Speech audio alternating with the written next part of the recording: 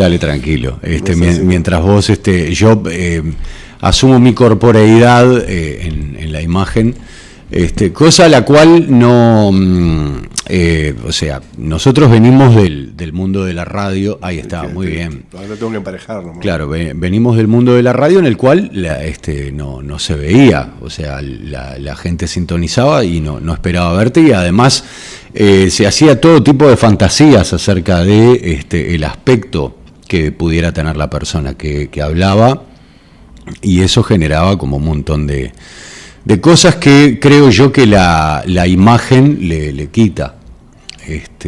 Mira, el otro día estuve hablando con una locutora muy famosa de Uruguay, una mujer que hace muchos años se dedica a la comunicación, con Mónica Wellington. Mónica Wellington, claro. Wellington, que la conoce todo el mundo por el 5 de oro, pobre, pero que exacto. hizo millones de cosas más, ¿no? Exacto, una voz fabulosa. Fabulosa. Y es de esas que realmente está muy triste con el tema de lo que está pasando. O sea, de que tengan que obligarla ahora a armarse un streaming en la casa. Claro. Porque le pidieron no sé en qué medio, ¿viste? Onda, armate un estudio y ahí aparece. Ella no quiere aparecer. Y claro, tiene un programa, me dijo, no sé en qué radio me nombró, que era un programa de radio que le metieron las cámaras ahora. Claro. Y ella dice que ella hace televisión hace 30 años y hace radio hace 40. Claro. Ella tenía muy claras las diferencias que se hacía el 5 de oro de la corrección de la televisión. Exacto. Pero ella necesitaba el espacio de la radio donde le hacía gestos al operador. Exacto. Gestos obscenos, ¿no? Insultos, o sea, decía como que el invitado que estaba entrevistado hablaba mal del que estaban entrevistando. Por supuesto. Generando el clima de eso es la magia de la radio. Exacto. Poder entrevistar al presidente de la República y hacerle el operador como diciendo, Exacto, tal cual. Y eso es una esencia en sí mismo, que ahora si hay una cámara no vas a estar diciendo. No, claro. O si no, los gestos, por ejemplo, ahora que hablamos de los gestos y todo lo demás. Los informativistas, cuando tienen que coordinar todo tipo de cosas con los operadores, entonces tienen toda una gestualidad que además no es universal, o sea, cada uno trabaja con su operador de confianza, entre otras cosas para coordinar audios, cosas no sé qué, entonces... la propia gestualidad y esa dinámica que necesariamente implicaba que no hubiera cámaras, claro, ahora no se puede dar. Por ejemplo, estás emitiendo una nota en el cual dialoga el presidente y necesitas irte, el operador te está haciendo la seña porque te tenés que ir a tanda, y entonces vos le haces así.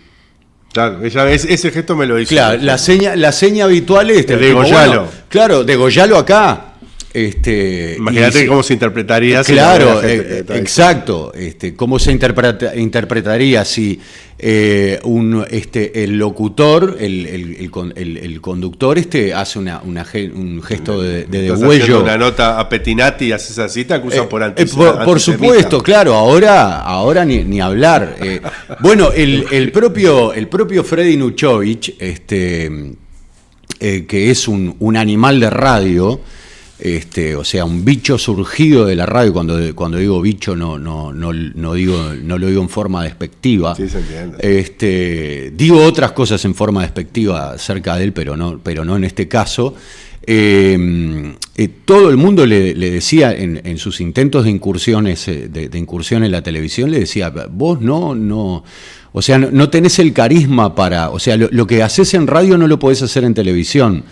Y las formas con las cuales intentás jugar, por ejemplo, con las caras, etcétera. Le fue para el orto en televisión. Claro, siempre le fue mal. Siempre le fue muy bien en radio y siempre le fue muy mal en televisión. Y esas cosas ocurren porque tienen que ver con esto que te señalaba Mónica Wellington, que es la radio, el fenómeno de la radio. No se le puede poner imagen, entre otras cosas por esto que mencionamos de la gestualidad y todo lo demás. Ainda más, ¿no? Hay muchas cosas. Otra más que la que yo estaba pensando en cuál sufro más yo, personalmente, que hago radio desde 1995. Claro. Vos también hace muchos años que hiciste radio, ¿no? Sí, del año 2000. Un poco más tarde. Y lo que la entiendo a ella, pero como nosotros venimos del palo donde los operadores no eran lo más frecuente. Claro. Ella tuvo ese vínculo con el operador eterno. Nosotros tuvimos vínculos con los operadores muy graciosos, algunos con peleas, discusiones y putería, también en el mismo ambiente, o sea, distinto. Sí. No había una pecera. Cuando tuvimos eso fue muchos años después. Sí, claro. Y tampoco teníamos por falta de gente que pudiera hacerlo. Entonces, casi siempre nos operamos nosotros mismos. Exacto. En mi carrera radial me operé el 80% de los programas de radio que hice. Claro. ¿No? Entonces eso no lo extraño porque no lo viví como lo vivió ella, que viene del mundo comercial y es otra cuestión, ¿no? Tampoco extraño las entrevistas porque no hicimos muchas, o sea, hicieron muchas pero de un formato radial, por teléfono, no teníamos estudio. Lo que más extraño de la radio personalmente son los silencios. Claro. Y que yo al menos los usaba mucho y inclusive mucha gente me decía, vos me colgué con algo que estabas diciendo y cuando te callaste la boca ahí fue como que que el silencio en radio se usa para eso, ¿no? Sí. Ahora, si yo estoy acá hablando contigo ahora y te estoy diciendo algo y digo, porque en definitiva es raro. Claro, no, pero además la cara te mata. Porque, claro, la gente, claro, porque hay algo, porque en el que sigue hablando. Exacto. Y el silencio radio es que no pase nada. Exactamente. Y en este caso la imagen sigue diciendo algo. Y de hecho, en verdad, además el problema es que la cara que pongas durante el silencio pasa a reinterpretar el silencio. Y lo niega. Exactamente. Entonces no tiene efecto alguno, no tiene validez alguna. Y fue una herramienta que usé tanto y me especialicé capaz en eso. Estaba pensando en las editoriales y cosas así, claro.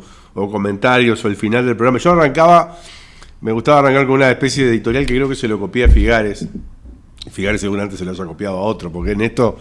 Que nadie se haga el vivo con el mundo de la radio que me toque algo, ¿no? Está bravo. Claro. Que era empezar sin presentación, hablando, ¿no? Creo que también lo hacía la NAT, no sé, es como... Sí.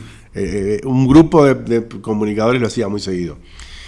Y eso de empezar así de forma abrupta, necesitaba mucho de los silencios para lograr reflexiones, porque la gente en ese silencio le metía un montón de cosas. Exacto. ¿No? Muchas veces opinaban sobre una editorial que tenía, más que nada, habían manejado eso, ¿no? Los silencios que estaban incrustados en el texto. Claro. Y eso me di cuenta que no lo podía lograr más y que era uno de mis fuertes, o sea, capaz que era lo mejor que hacía. Claro, tremendo. Claro, yo lo que extraño enormemente es esa capacidad de transmitir que también lo tiene la letra escrita, el texto, ¿no? En particular la literatura, por decirlo así.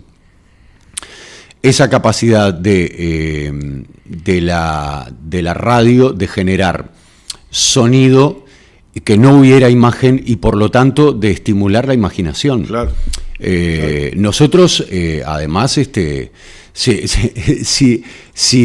hay algo que explotamos, vos y yo en particular, y después cada uno por su lado, y que vimos a genios y a maestros o a genias y a maestras hacerlo, es eso, es explotar la capacidad de emitir un sonido que evoque una imagen y que la gracia sea justamente que no haya imagen, ¿no?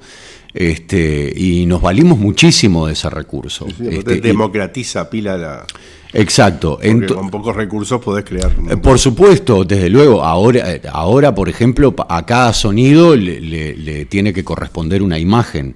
Y de hecho el tema es que en la producción audiovisual muchas veces termina siendo la imagen la que cincha la producción y no el sonido, cuando en verdad antes el sonido era en la radio, por supuesto, el sonido lo es todo, con esa lógica, pero Sobre todo, por ejemplo, el papel de la musicalización, esto que llamábamos nosotros las cortinas o los colchones musicales, siempre tuvo un papel muy distinto en el sonido, en la lógica del sonido y en particular en la radio, que en la imagen, ¿no? Y es una de las cosas que yo extraño más, el poder agregarle ese sentido con una música, con un ritmo que ni siquiera, porque por ejemplo, muchas veces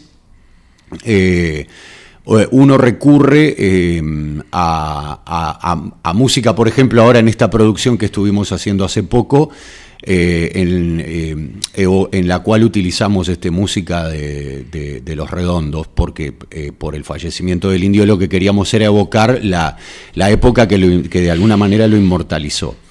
Y el tema es que esa capacidad que vos tenés para hacerlo con la música también se puede hacer, por ejemplo, con otra cosa como, por ejemplo, el ritmo, que es de la cantidad de cosas que hemos hecho muchas veces. Vos, por ejemplo, me decías, está buenísima la música y no sabías qué era. Y probablemente ni siquiera tú pudieras atinar a entender el estilo musical. Pero era algo que, por ejemplo, le daba un dinamismo enorme. Y yo a veces utilizaba para poder marcar los momentos de lo que uno quería decir, utilizaba 4, 5, 6, 7 temas musicales, todos muy distintos entre sí y que te permitían decir eso. Ahora el problema es que la lógica de decir con imagen es totalmente distinta. Y hay algo que veo que de alguna manera el sonido, la lógica de comunicación del sonido, en particular de la radio, había logrado desarrollar a un punto descomunal, y que me parece que todavía en el mundo de las redes hay muy poca gente que tiene la capacidad de entender, que es la de romper la lógica, la lógica del sentido, por decirlo así. Nosotros muchas veces hacíamos, sobre todo lo trabajamos mucho en el Quijote, nosotros hacíamos cosas hacíamos grabaciones en las cuales, tal cual en la poesía, no había una linealidad en el texto. Vos, por ejemplo, casi como que me tirabas lo que parecían palabras sueltas, y yo lo interpretaba con sonido. Lo interpretaba con sonido y lo interpretaba con locución, y eso tenía, era como entender una lógica distinta.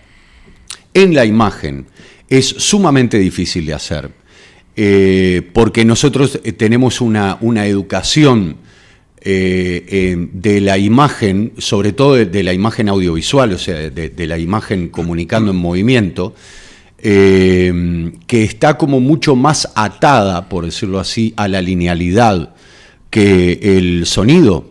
Nosotros, entre otras cosas, la radio nos educó, sobre todo a una generación como la nuestra, pero ya venía de antes, a no tener esa lógica. ¿Tá? Porque la lógica de la radio, sobre todo, y del sonido en general, estaba mucho más vinculada a la literatura. Y la literatura había desarrollado el discurso en la poesía a un nivel en el cual lograba transmitir una cantidad descomunal de sentido sin linealidad, sin que hubiera un relato lineal, un comienzo, desarrollo, fin, etc.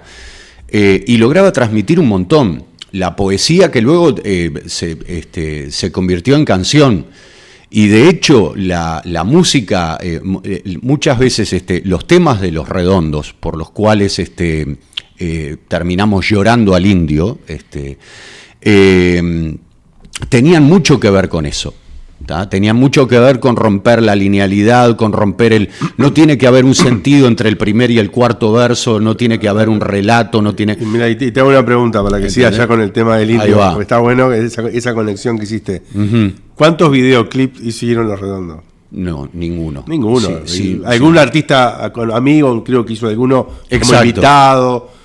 que eran unas obras de arte tipo collage y no sé qué. Pero la banda en sí misma nunca se le ocurrió vincular sus sonidos musicales, poéticos, con la imagen. Increíblemente, por ejemplo, ahora que hablas de los clips, uno ve... Y fueron contemporáneos de bandas que los recontra usaron, ¿no? Por supuesto, pero además surgen en la época en la cual empezó a explorarse el clip musical.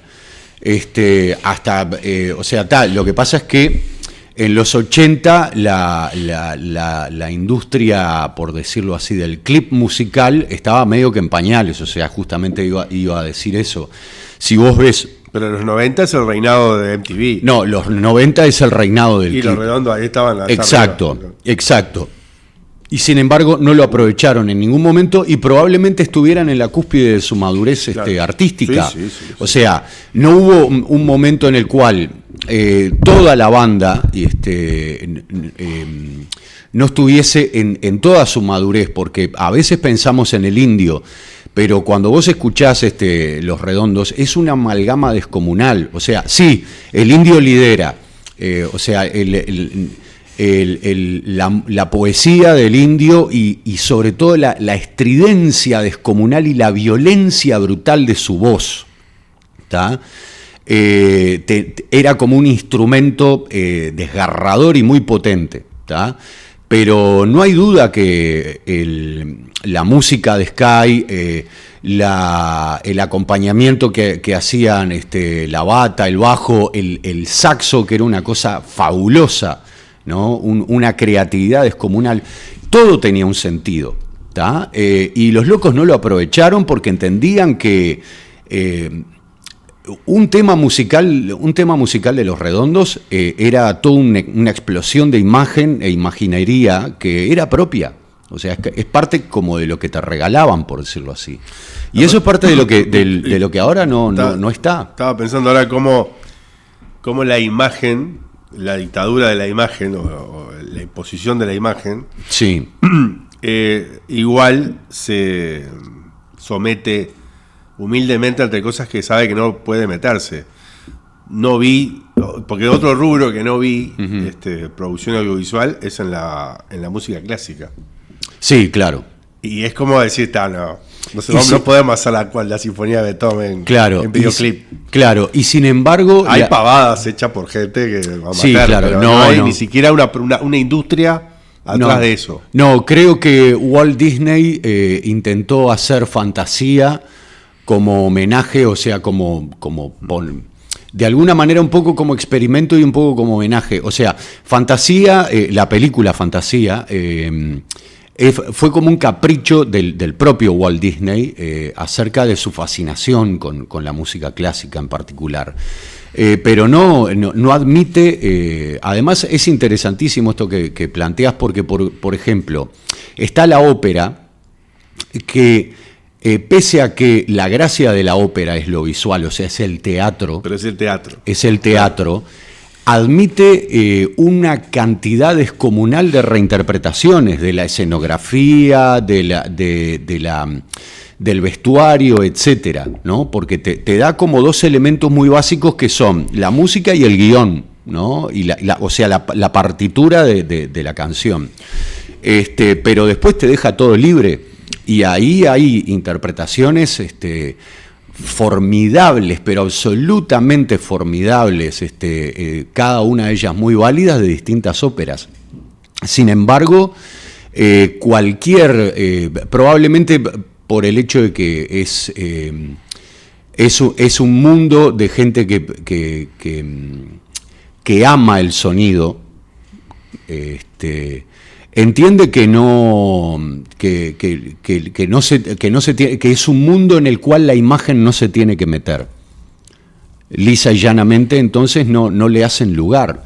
Entonces vos podés tener videos de interpretaciones, ¿no? Entonces vos ves a la Berliner interpretando y podés ver la grabación de la Berliner con von Karajan dirigiéndola, o sea, la podés revivir, por decirlo así, viéndola, pero nunca vas a tener un clip. Y la otra cosa que estaba pensando ahora, conectando, obviamente, es que las cosas de gran nivel artístico, cuando se asemeja la utilización de la imagen, generalmente tiene que ver con una imagen tratada como obra plástica. Sí. Se me ocurren ahora los videos de Pink Floyd. Sí, absolutamente. ¿No? Absolutamente. Pero el cine es la muestra más clara.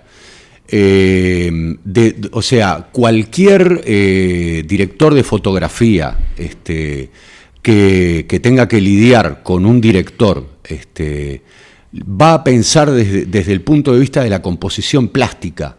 Es decir, piensa en la imagen en movimiento, pero parte de un lugar en el cual hay una composición que parte de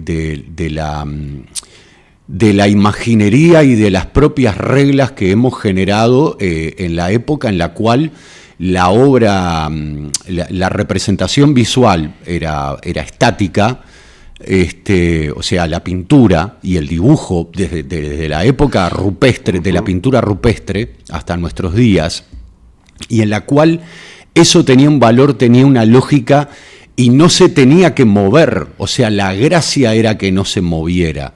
Y no era simplemente imposibilidad, falta de recursos, es que eso era así.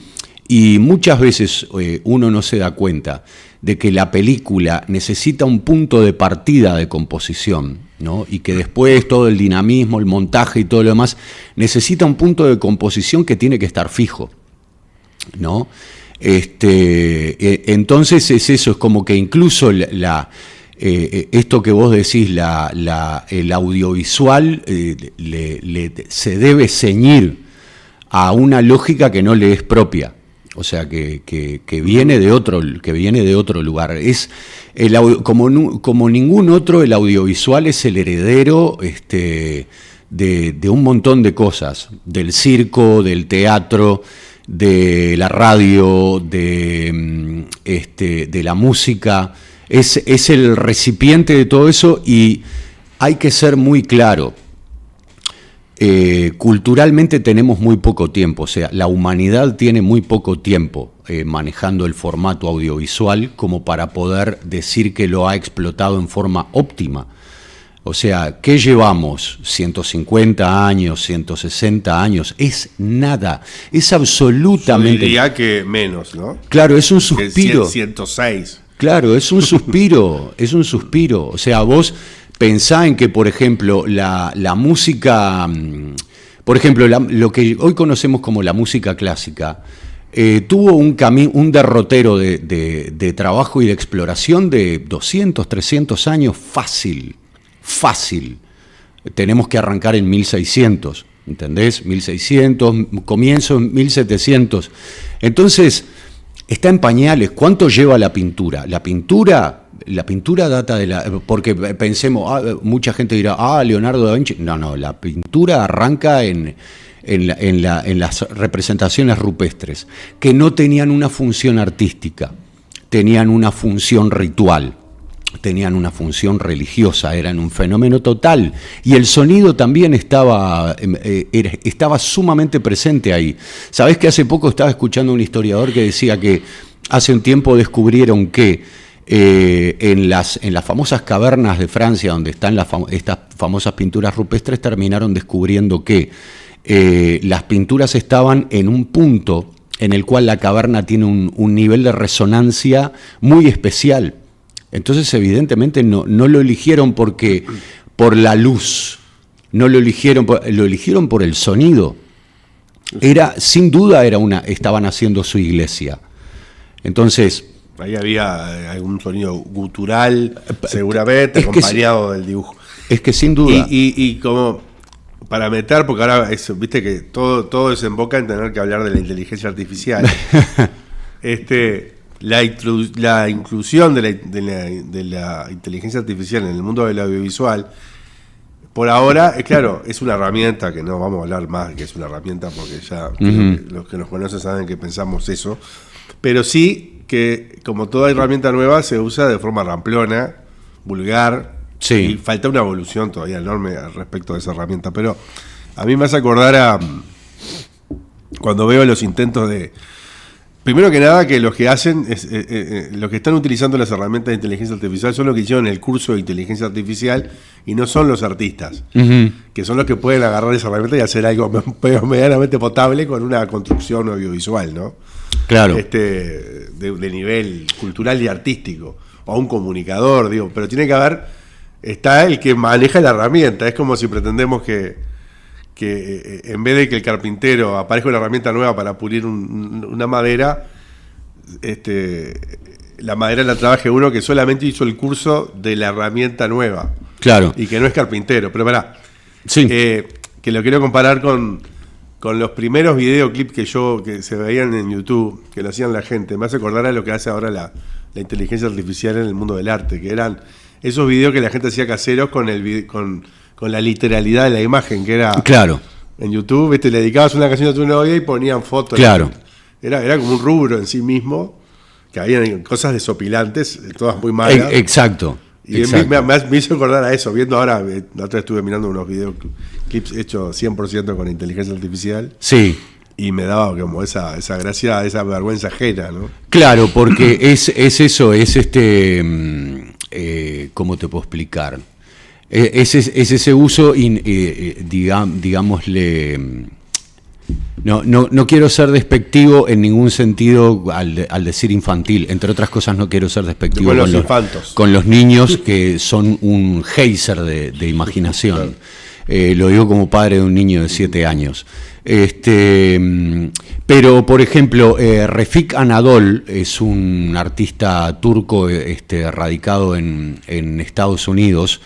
Lleva muchísimos años experimentando con inteligencia artificial y claro, lo que hace, uno imagina un cuadro, una pintura, lo que él hace son instalaciones y utiliza, entre otras cosas,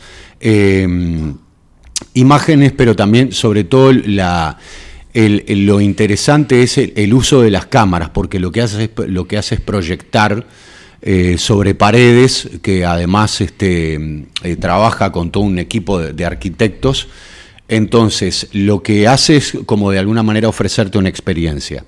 Entonces, la obra de arte no está en un lienzo, vos te introducís a la obra de arte, vos entrás en la sala preparada para la experiencia. Y todo lo que vos ves es trabajado por inteligencia artificial. Y yo no he leído mucho sobre el proceso creativo de Refik Anadol, pero sí he leído sobre otros procesos creativos de artistas.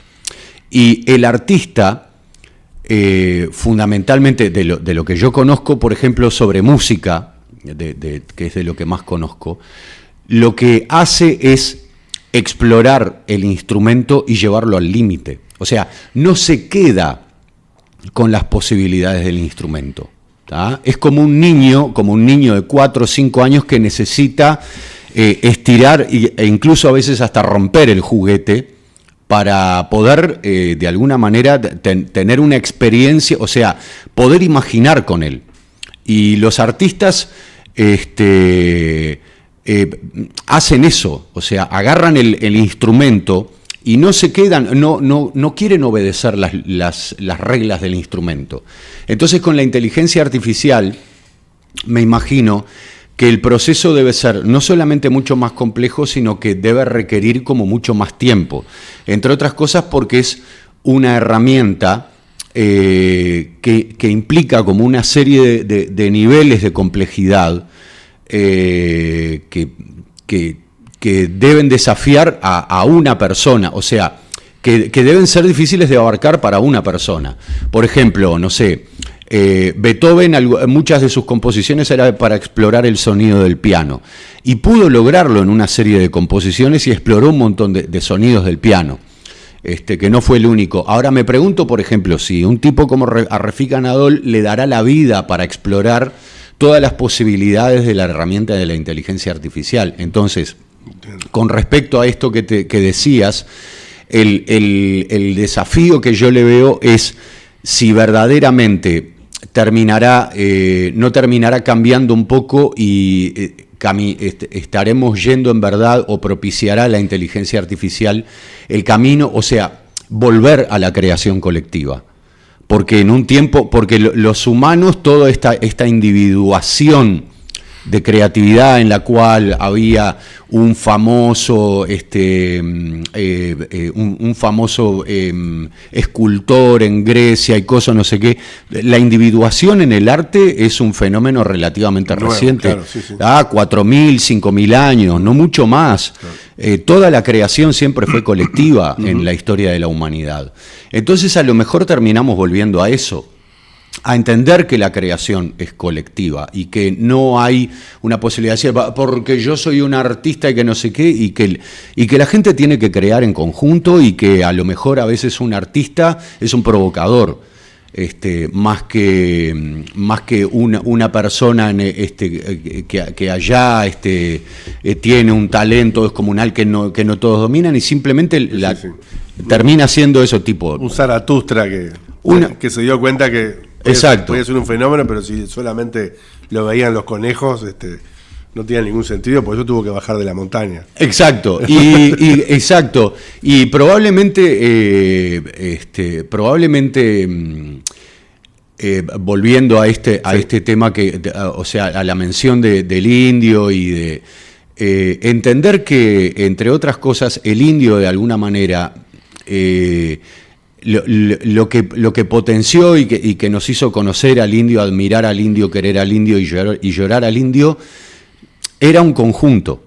Eran los redondos, y no hay lugar a dudas de que se nutrió muchísimo de ese fenómeno, en el cual no hay duda, sí, el talento, o sea, el andarivel central era el indio. Y todo ese fenómeno colectivo del cual vos mencionás, de forma ritual, y además en el mundo ricotero las juntadas se le decían misa. Exacto. O se le dicen misa, no las quiero matar.